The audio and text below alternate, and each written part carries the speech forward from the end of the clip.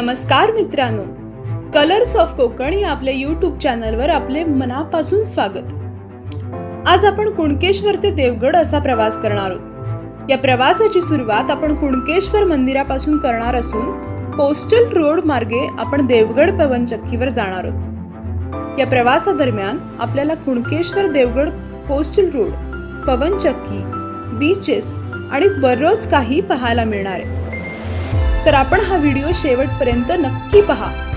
आवडला तर लाईक आणि शेअर करायला विसरू नका. चला तर मग आपण या प्रवासाची सुरुवात करूया.